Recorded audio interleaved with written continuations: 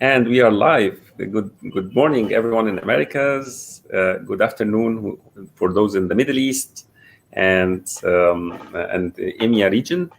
And welcome, Diana, for this is our third episode, right? And it's an amazing discussion as usual. Yeah, to talk about money, gender, finances. And actually, I really love how we go. And last time we talked about beliefs and limiting beliefs in money. And it was really amazing how we went through this discussion. And today, I believe that we're bringing money and trust. I'm so glad that we're having currently Diana Ideus, and she's in MCC. And actually, this is the third episode for those who watched us before and are watching our series. And she's the head of Hawthorne Union. House of Coaching. She's a mentor coach, and she talks about finance and gender and many other different business related and executive coaching contexts, right? Yes, so thank you. Yes, thank you. And actually, I was really privileged to have these conversations with you and really to bring it up in the Middle East here. Thank you, Diana, and welcome. Thank you for having me. Yeah. So. So where do you want to start with money and trust? So it actually came up in our last conversation and talking about beliefs. And sometimes it seems like people don't necessarily trust others with money, right? If you have more money than me, your values must be different, or maybe you got that in a different way, or there's often a bias or stigma. If someone has a lot of money, oh, well, our values must not be the same. So there's a kind of level of projection, an emotional projection, whether that's greed or fear or judgment, that links into often our relationship with money and how we see others with money. And then money also comes up in relation to why relationships end, business relationships and personal relationships, whether people have told secrets about money or they haven't been transparent about money. And then one of the things that you had been talking about is almost trusting whether or not you trust yourself with money. Like, oh, if I had, some people feel like, oh, if I had money, I wouldn't work, or I wouldn't be a good person, or I wouldn't be humble. And I don't know that that's a conscious belief. I think it may be kind of underneath. It's almost like, if I am humble and I'm in line with my spirituality, then this is the life I was meant to live, as opposed to seeing the way that money can be a resource or a tool. So I just think it's, money is just paper. It's just paper and metal. But at the same time, it has so much symbolism in relation to security and safety, symbolism in relation to values. And I think, as coaches, one of the main things we look at, whether as coaches or as leaders, is we look at trust, like trust in organizations, trust between people. And money is often something that is related to trust, but people don't talk about it. Wow, that's a real connection between trust and how, and actually it brings to me now a big question about the relationship between people and the foundation. And this gives an excuse at some time actually to search for certain socioeconomic levels and really see the privileges in the person that you're dealing with, and as the financial privilege as something, whether you will do a deal with them or not, whether you will start business with them or not, whether you will get in a relationship with or not, because of the sense of safety or the sense of security that comes in from this socioeconomic privilege that they have. Whether that be a relevant statement. Yeah, and I think what's interesting is sometimes it's based on privilege and sometimes it's based on lack of privilege. So, it's interesting as whether it's someone where, it's not a relationship that works because of the way that someone spends, or not a relationship that works because they don't feel financially secure, or it's something where, what's interesting is a lot of people, I think the norm, and I don't actually know this, but my sense is the norm is people enter into relationships based on personal connection and chemistry and love. And they may or may not consider the money factor until they're kind of signing agreements and contracts. And then they have to look at that. And I think at the same time in business, oftentimes people in business come together for a shared idea or innovation, or they want to be entrepreneurs together. And they may talk about money as far as securing funding, but even if somebody, whether they're for profit or nonprofit, there's a way that sometimes people don't like to touch it. Like the money is dirty and let's not touch it. Like there's an interesting almost, if I don't touch the money, then my hands will be clean and I will be cared for and I will be in alignment spiritually, in alignment with my values. But at the same time, it's, and we talked about this before, you don't plant a plant and then ignore it, and it might do okay on its own, depending on the environment, if it's outdoors, but you don't feed a child once, and then just, trust that they're going to be okay. So there's a lack of, I think, fiscal responsibility because of, what we're talking about with values and beliefs. And I wonder if trust is also in there. Do we not trust ourselves? Do we not trust what we want? Do we not trust what we would do if we would have more money? Is that, does that relationship between trust then become a whole nother set of limiting beliefs? Well, that's very profound. These questions that you have just mentioned. Trust, what will you do with money? What will you do without money? Trust, what will money bring to you? These are real questions that I believe that each one of them has, what I need to contemplate on, and actually talking about it is sometimes, really feels awkward, especially when there is a belief, that it's, that we talked about the last time, that's maybe ungodly or something. But let's not repeat what happened there, and let's talk about how people can bring discussions around money and bring it in the space of, putting light on it, and how we can talk about it at ease without judgment, in a place where, if I learned correctly from, Marguerite Sackman transactional analysis, from a place where I'm okay and you're okay, whatever kind of privilege me or you have, but we just have to talk about what money brings in our relationship, and how we need to relate to it, and how we need to work with it. Yeah. It's so almost like, go ahead. So how can we bring what kind of healthy conversations we can bring around money? So I'm a big believer of kind of a cadence, that it's not one and done. This is not a conversation that you have once and then, and then don't have again. So whether it's something where you're talking about it once a month, whether it's something where in a business, you're tracking, I'm a big advocate of tracking what you're spending and also what you're earning, so that you can see trends. So I think the thing is that if we almost look at it like a weather report, we can access the weather every day. It doesn't mean it's correct, right? It's a forecast. But I do think that there's a value in seeing, okay, where are we currently? And then where do we want to go? Whether it's as an individual or in a relationship or in a business, what's our current state versus what's our desired state? And I know that I've said that before, but it comes back to the coaching element, because the thing is that money is not only a resource and tool. And there's plenty of people who don't have a lot of money and are happy. There's people with a lot of money who are not happy. It's the whole kind of money cannot buy happiness. It's looking at, where are you in your life? How comfortable are, even if we take the emotions out and just actually look at the numbers.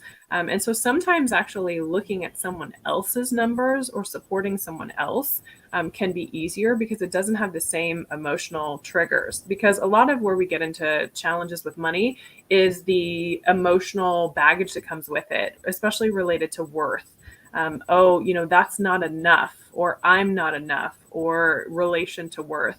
Whereas if it's instead just looking at what are the dollars and cents, what's happening in, if we looked at it without judgment and just looked at the actual facts of it, the facts and figures, and then from there, building some knowledge over time. So, what's happening with your money? Are you increasing your net worth or your business's worth? Are you decreasing? Do you have trends over time? So I think a lot of it is actually based on awareness, and it's often so painful for people to have that level of awareness. They just kind of, ignorance is not bliss.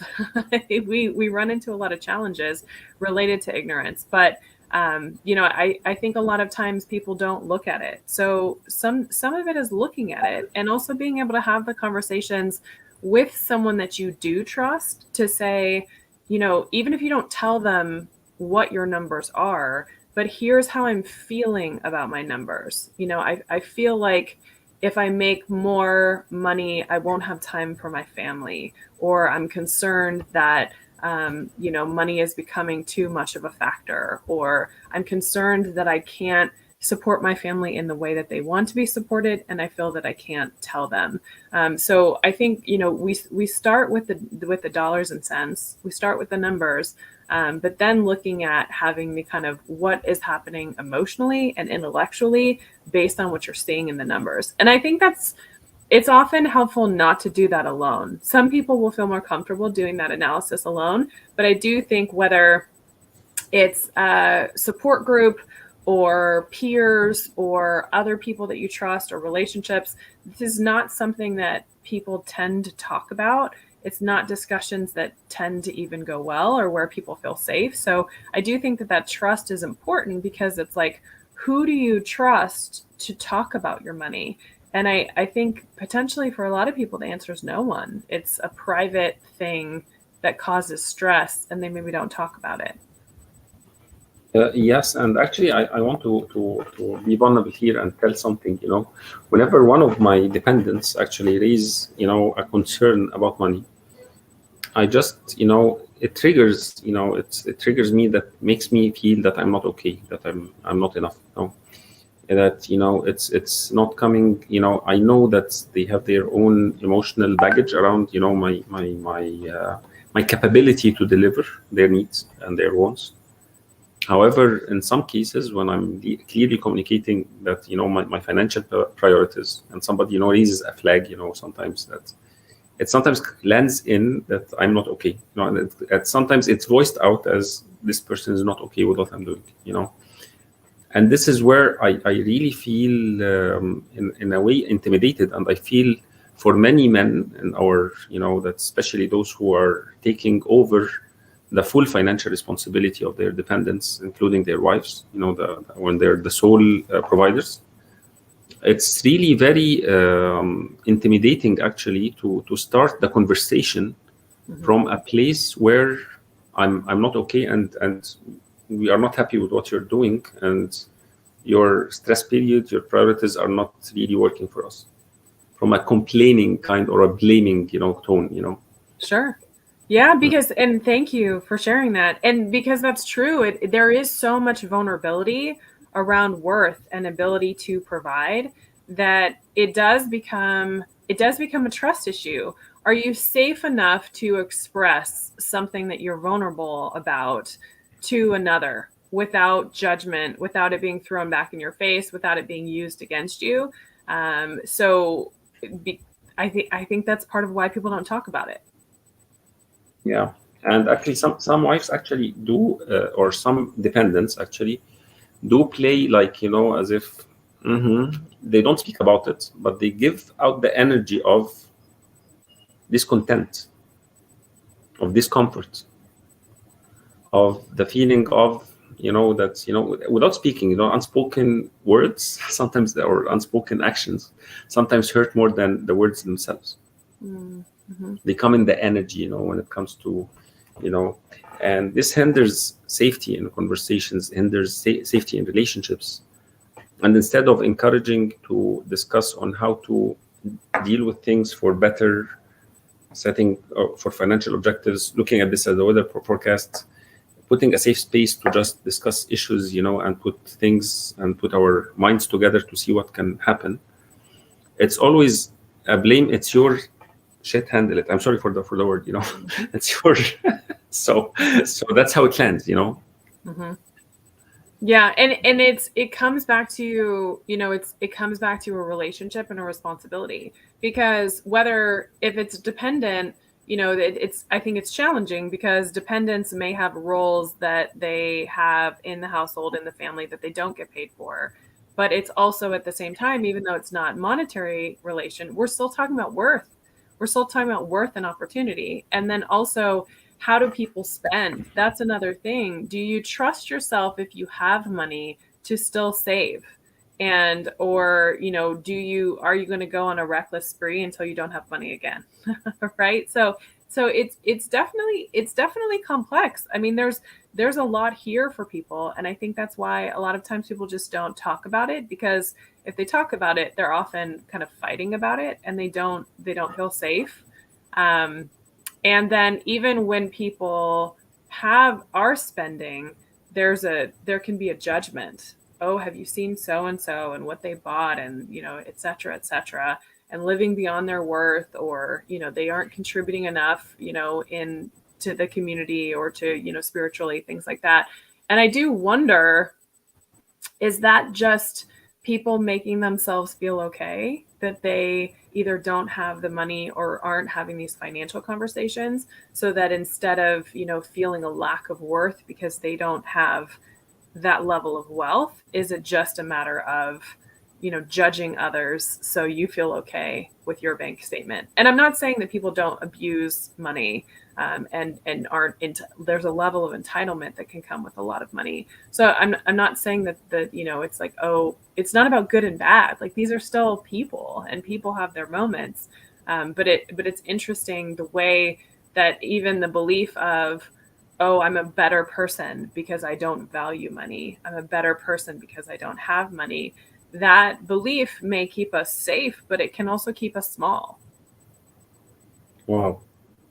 How you're saying it is really, bringing to me many scenarios that I want to actually discuss. Please. Yeah. And actually, it's about, the place where money is, the space of what we can share about the information about money. And especially dependents, maybe employees in a company, maybe kids, maybe a wife. What level of details has to be brought to open these conversations? What kind of forecasting elements can be thought about collectively or individually? It's like decision making in the organizations. It's not everybody has to put their mind in. Not everything can be democratized. However, there are levels of confidentiality that you can, or levels of transparency. Transparency can't be everywhere. But however, we need to have this discussion from time to time. We need to set priorities. We need to discuss together. We need to understand the needs and wants of everyone and actually acknowledge them and put them in the plan, integrate them in the plan. But what kind of details and information, especially that there are actually some, religious instructions that's here in the Middle East, and actually in some schools, they have here many like schools or scholars. Some scholars tell that there are some meanings of some verses or something that you don't have to share money information if you're a man with kids or wives. They explain it in literally that you don't have to. That it's about the man shouldn't discuss details, monetary details, or does it say why? Or financial details with kids or wives. Does it say why? Is there a justification? No. It's one of the explanations. Okay. It's one of the explanations, and people take it literally like this. So okay. you may find something like pop culture. 40% or 30% of the population may not take this religiously, discussing financials. Mm-hmm. With dependents. That it's only a man's thing. Which is but it's what's interesting about that is that since often, usually women live longer than men, and we hope that our dependents outlive us. It creates a cycle when all of a sudden, if something, and also in these times, unfortunately we've lost people unexpectedly, right? So I'm hesitant to argue with a religious text at the same time. The religious text doesn't say this. Doesn't say this, by the way. Okay. It tells if they don't have the correct mind to spend money, don't give them the control over money. So it's mentioned But then with how do people learn? Not all right? not all the women or not all the kids. About the adulthood. It's about the ability to control. So it's related. It's related to wisdom. In using. So don't give the control to someone who is not wise. Is not wise with money. So, yeah. So but some people explain it. It's about women and kids. So it's so they generalize a text that's specialized. So you understand what I mean? It's just interesting because how do people learn if they don't have exposure? Yeah, exactly. So it's something that feeds itself. Sorry, there's a little delay. Sorry. And exactly, and there's something that the Prophet himself, it's when he got married to a businesswoman who he was managing her wealth, and she had the CEO or the decision making. She was doing it. He was hired. So actually, it defies, even the context or the story of the Prophet himself. So in a way, the explanation is contextual, So it's well, and it's an interesting way gender plays a role, right? If there's an established gender role, I think the challenge is that often the person who's in a breadwinner position is not necessarily educated more about money than the person who is in a position to be provided for. And that's some of the challenge. And when you look at kind of life expectancy and things like that, if you're the person in charge of money, but your spouse outlives you, you may do your best to make sure that they're taken care of.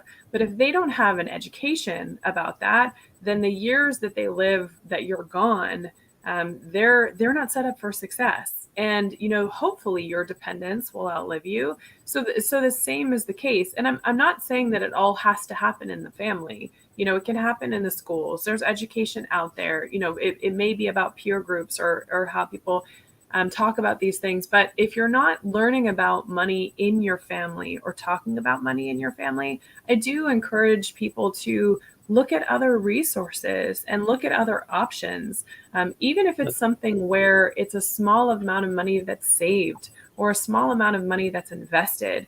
But the thing is that, if you jump into the water and you've never learned to swim, it's not going to go so well for you. Like, you hopefully won't sink, but it's probably going to be a negative experience. But if it's something where you're taking lessons and you're working your way up and you start in a kiddie pool before you go to a regular pool, before you go into a lake, before you go into the ocean, you're going to have a different level of kind of success and experience. So I think that it's important, when we talk about trust, we usually are building or breaking trust over time. The same thing happens when we think about money. It's not just a one and done. It's, hey, what's happening with our numbers over time? What emotions are coming up for me over time? Am I feeling like, what is my sense of worth? And a lot of times people don't like to look at that, which is understandable. It's part of what coaches and therapists and, religious leaders and, friends and family and support networks are for. But just because we sweep it under the rug doesn't mean it goes away.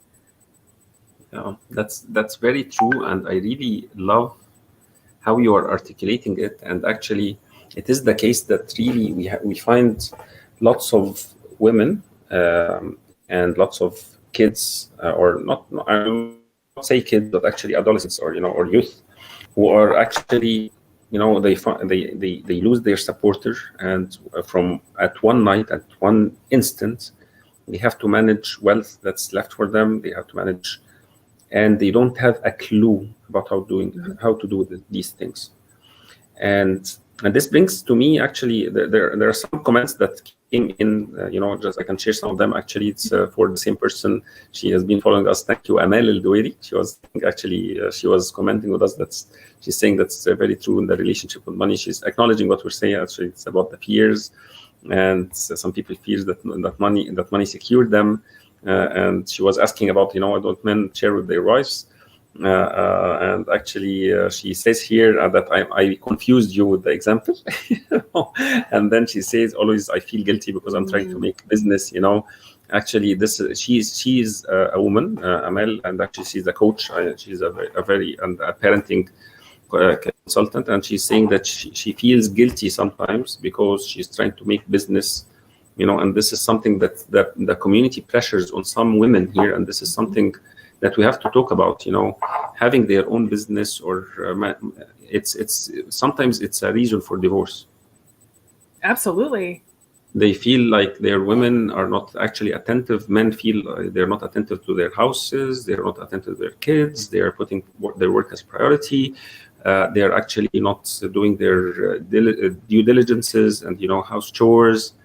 And in a way, they put on them the blame on mishaps that happens in the family, because they're attending their work, or they're learning, or they're developing, or they're doing something that actually, and they're not actually putting this in return in the house budget. And they actually feel offended sometimes when women put money from their pockets in the financials of the house, when they work or something. Or some of them actually use this as an excuse to abuse their monies. There are two versions of men when it comes to here. Either they consider it as dirty money, they don't want to use it, or sometimes they use it, they overuse it, and they consider it as a due that she's working, so she's putting the exchange to her work in home, in the home budget and the financials and the stuff. And it's always put, for me, I see it put as a power play in some cases. It's not discussed, not agreed upon. And in some cases, it's over abused until the woman feels that she is the one who's fully supporting the household of the home. So it's, there are lots of things here. And she's saying here, very, Amel is saying that's so true. And she's saying that, thinking that about the business, that she will be busy from her kids. So how do you handle these cases, Diana, with your clients when you find similar cases? So I want to affirm her sharing. So thank you so much for sharing. And I want to acknowledge these are difficult things, because it's, time is a limited resource. And so where we spend our time and what that looks like, and there's often so much guilt and shame, right? If I'm at work and I'm not with my family, or, if my partner is displeased because I'm not available, or with sometimes your partner is displeased because of the amount that you're making. Sometimes your partner is displeased because of the time that you're away. These are very deep issues. And I think, not to oversimplify it, but I think it's important that we start with ourselves and are grounded in our own beliefs and determine what fiscal responsibility means for ourselves. And I believe the ability to put money on the table for your family and for yourself is a very important thing. I also believe in abundance. I don't think that, because one person's working, the other person should stop. It should be a shared ownership. And, actually, speaking of gender, what's interesting is you have some spouses where the man may invest more time into the family. And there's a lot of judgment around that. There's a lot of, even though there's a desire for partners to share responsibility in the home, that if the man is not working and the one who is taking the responsibility in the home, there's a lot of heat and judgment that people still have about that. So there's a lot of judgment here. Oh, we should do this and we should do that. But I think what we need to ask is this working? Is this working for my family? Is this working for my values? I think I would challenge I believe in a partnership, whether it's a business partnership or a personal relationship, that we should support others to be the best that they could be. And if it's something where someone doesn't support your job because you're not happy in your work, and they're like, hey, you're not happy in this work, is it really worth the money? Then that's one thing. But if someone's not supporting their partner or spouse or children to have either professional advancement or personal advancement, I think we need to argue, like, is that a relationship that's really serving us? Is that really to our best? And I know that sounds harsh, but I believe that, if we all support others to be the best that they can be, then that's how we make a better world. And I do think money plays a role. If we look at all of the disaster, if we look at the challenges of the pandemic, there are people out there that don't have access to vaccines. And a lot of that has to do with the economic status of the country, like economic and political. But, some of that is related to money, or places savaged by storms. There's aid needed, and that aid has to be paid for. So I do think that the kind of judgments we have about staying small or not earning don't actually help us thrive as individuals or communities, or even as a global citizenship. Yeah. So I really love how you articulated the support and how we can actually enrich each other's experience and how we build the relationship. And actually, there are lots to say here. And actually, maybe this can be another episode that we can talk about. The how we can actually work on spousal fiscal responsibilities and the different models that can be actually acceptable. Maybe in the Middle East here, and maybe in most of the Muslim countries, that's it's always the responsibility of the man to have the higher grounds when it comes to the financial. Maybe it's the general or the generic, explanation of things, and it doesn't mean that men should be wealthier or the net worth should be, because actually there are lots of examples from the Prophet story and from our ancestors, that it was sometimes women were more wealthier than men that they got married to. However, man is the one who's actually putting more time at work, and that's something that's more of expected from him, but it's not about how much he delivers in the end. That's what so here Amel is telling us that supporting is the key, and she is saying that that's written in Arabic, but she's saying that the money is something like the jewelry of life, and it's life needs it, and it's a need that life is actually built on.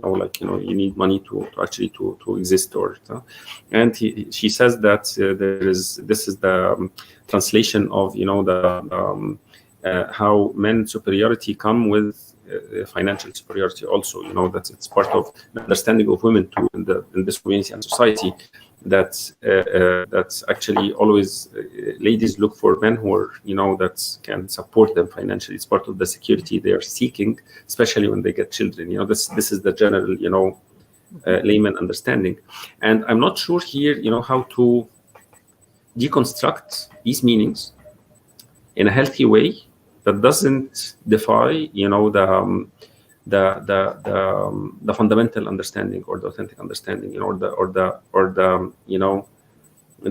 contextual, the cultural context. And it's not easy actually, but however we need to discuss from different aspects, because these beliefs sometimes come in from religion, and sometimes it's not the correct understanding of religion. It's texts, explanations, and it's not the correct explanations in some cases. So I believe that talking about them is not defying religion. It's actually promoting healthy understanding of the conversations about money, building trust around money, and it's about what we call it. It's putting down balloons. Well, and something that comes to mind is innovation. Do we trust ourselves to innovate in a way that's aligned with our values? And that doesn't have to be just money related, but to look at, hey, the current state versus the desired state is, this is the state of either our nation or, people who practice our religion, or in our homes. How is this serving us and how is it not serving us? Because it's not about the grass being greener or another situation being perfect or one size fitting all. But I think it's important we look at these norms and we determine, are the norms serving us? Are they helping us? Are they protecting us? Is this something we want to keep feeding into, as opposed to looking at this is the only way to be and the only option, and women who earn aren't interested in relationships or aren't marriable, right? Like it's I think we need to examine those things and decide. Yeah, that's very, very true. And actually, it's really not easy to handle all the scenarios. But I believe in the conversations and how we are bringing them. Actually, they bring a lot of questions, a lot of I feel like I want to write things down. I want to. I feel more open to discuss things and look at things from a different perspective. And thank you for provoking and for this provoking interview. And I believe that we ran even more than the 30 minutes that we agreed upon. And we need to have another discussion. Yes, I believe that this is something that's so today we talked about money and trust, and it was really a journey. a very vivid journey, I have to say, and thank you for that. So what can be a final word that you want to talk about? Well, you're modeling it. You're in the way that in this discussion, you're thinking about yourself, you're thinking about your own, you chose to share something vulnerable, and then also you're seeing how light bulbs come on and questions come up. And that's the best we can do. It's not that you look at your money and all of a sudden everything's solved. It's not actually a problem to solve. It's looking at a relationship. It's looking at how much we trust other people, how safe we feel, and being able to have these discussions and maybe write these questions down and feel safe enough to ask them. So, thank you so much for the person who also shared and put themselves out there. I think that's really what it takes. It takes us looking at ourselves and saying, hey, I'm not so sure about this. I have questions about this. Could this be another way? And then having a place where we can present that and also be safe enough to be heard, even if someone doesn't agree with us or we don't change our behavior. But so much of it is having safe spaces. And I think that that's some of what you're alluding to even for our next conversation is what are the safe spaces we have about money? How do we grow in relationship to money? Not just growing the money, but growing ourselves in the relationship to how we look at money. So let's write this down, having safe spaces to talk about money. That's for the next episode, right? Okay, so Excellent. that's me. Yeah, so let's put this, and I will keep it, for in the banners, Perfect. So that's our next episode. And actually here, Amal was saying the same thing. She was actually saying partnership needs both sides in a secure case. So that's maybe the audience now that we're having today. Thank you, Amal, actually. And actually she's saying also learning to be open and vulnerable, trust each other, support, making things easier. And that's very true. So and I'll just say, what a voice that needs to be out in the world and needs to be heard. Right. So I support her out there making an impact. Yeah, thank you. And you want to talk about your next program about finance and gender? Yeah. Sure. So I teach a class on this specifically for coaches, and it goes ongoing. I'm happy to, oftentimes we run classes in the American evening, but for our people in Europe or Middle East or other places where a different time zone, you can always email info@hawthorneunion.com if there's one of the courses that you would like to take that aren't available at a time zone that's favorable to you, as it's important to continue this discussion. And this class is specifically designed for those who support others around money.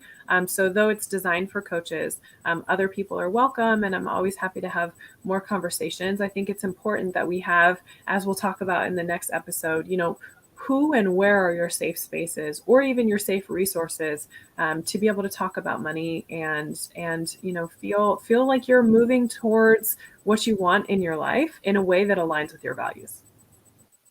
Wow, amazing. Thank you, Diana. And actually the contacts of Diana are in the reel down there, info@hawthorneunion.com. And I believe that I'm really amazed with this discussion. Thank you for that. And thank you, really. I really appreciate your time and your shared wisdom today, Diana. And I'm really, and I was really very, what do you call it? I feel that I opened very, very sensitive issues in this community, and it may be shocking for some people, but in a way, I really loved how you handled it. Thank you. Well, thank you, and thank you for your leadership, because that takes bravery to share and to be open in that way, and that's not common. So recognition for you. Thank you, Diana. Okay, for the next episode, and we will announce it inshallah soon. Okay, Great. Thank you. Okay, bye.